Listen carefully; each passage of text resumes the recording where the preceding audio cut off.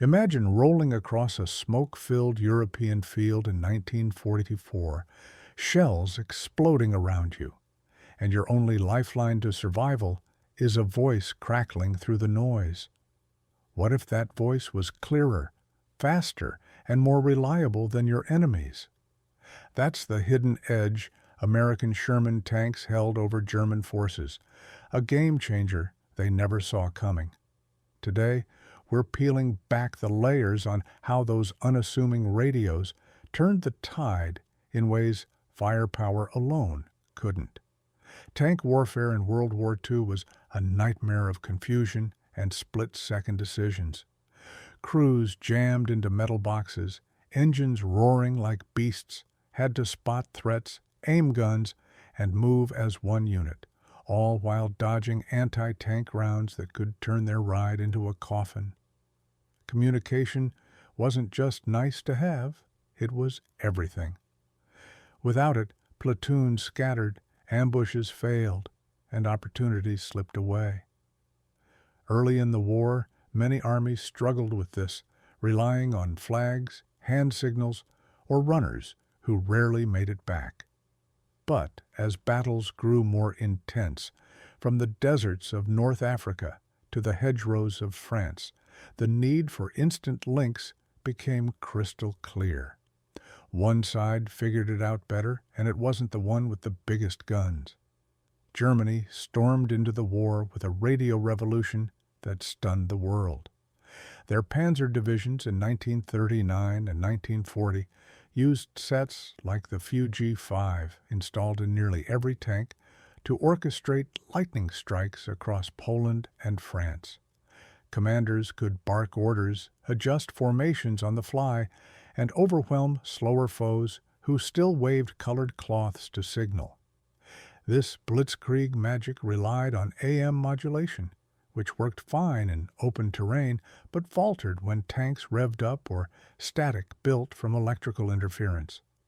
By mid-war, as fights dragged into muddy forests and urban ruins, those limitations bit hard. Voices drowned in noise, ranges shrank, and units lost touch at critical moments. What started as an advantage turned into a vulnerability they couldn't fully fix amid resource shortages. Then came the American M4 Sherman, a tank often dismissed as undergunned and thinly armored compared to Tigers or Panthers. But look closer, and you find a machine built for the real war, reliable, producible in hordes, and wired with tech that outsmarted the competition. Designed in the early 1940s, the Sherman wasn't about solo duels, it thrived in teams. At its heart sat the SCR 508 radio set, a Bell Labs marvel that integrated FM technology for crisp transmissions. This wasn't some clunky box. It linked crews via intercoms, let commanders switch channels effortlessly, and powered through the din of battle. Mass production meant every Sherman rolled out ready to chat, turning lone wolves into packs that hunted together. And the Germans? They had no idea this everyday feature was rewriting the rules. Let's geek out on the tech for a moment, because this is where the real surprise hides. The SCR 508 ran on frequencies from 20 to 27.9 MHz, pumping 25 watts for a reach of up to 15 miles when stationary, plenty for coordinating strikes across fields or calling in air cover. Its crystal-controlled channels stayed locked, avoiding the drift that plagued older sets. FM modulation shrugged off engine hum and electrical buzz, delivering voices as clear as a phone call. German AM radios, by contrast, amplified every jolt and rumble, turning commands into garbled mess. Their FUG systems topped out at shorter effective ranges in chaos, and without built-in intercoms, crews yelled over the roar or risked popping hatches. Installation in Shermans was smart too.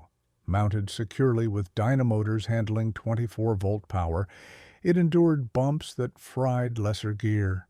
This wasn't luck, it was engineered superiority that let U.S. forces pivot faster than anyone expected.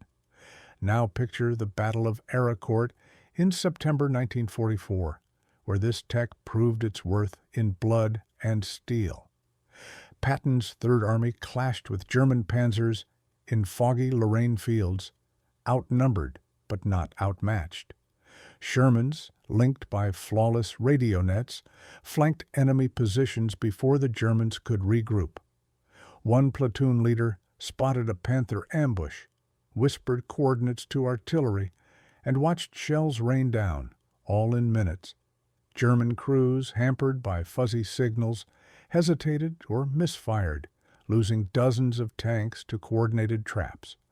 In Normandy's Bocage country, similar stories unfolded.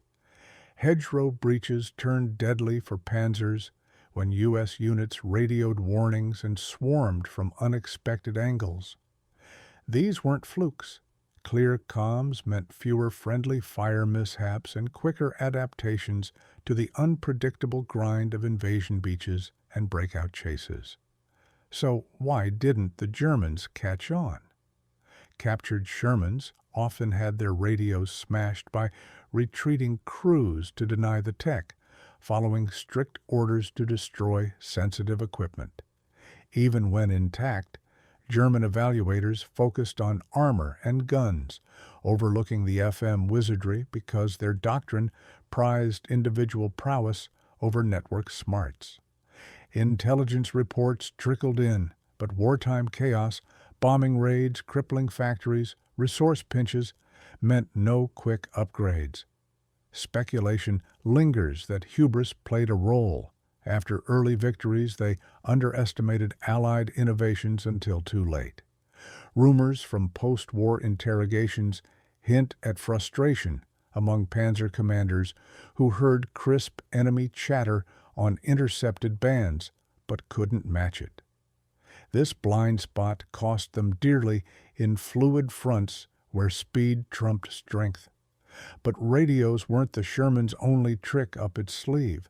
They amplified other edges that caught foes off guard. Take the gyro stabilizer for the main gun, letting crews fire accurately on the move while Germans halted to aim. Or the sheer numbers. Over 50,000 Shermans built, flooding battlefields with connected forces that swarmed isolated tigers. Wet ammo storage reduced fire risks, keeping tanks in the fight longer. These features, tied together by reliable comms, created a system greater than its parts. Conflicts arose in design debates. Some crews griped about thin armor, but the combo proved resilient in grueling campaigns from Sicily to the Bulge. Fast forward to today, and those WWII radios echo in drone swarms and satellite-linked squads. Modern tanks like the Abrams owe their networked dominance to lessons from Sherman's, where invisible waves outfought visible might. Yet speculations persist. Could Germans have flipped the script with FM adoption? Untold archives suggest prototypes existed but never scaled amid collapse. This evolution reminds us that wars hinge on connections as much as cannons, a truth as relevant now as in 1945. Wrapping this up, the Sherman's radios weren't just gadgets. They were the unseen force multiplier that helped crack Fortress Europe, outpacing German tech in ways history often forgets. Next time you hear tales of Panther prowess, remember the quiet hum that orchestrated their downfall. What other hidden edges shaped our world? Drop your thoughts below and let's uncover more.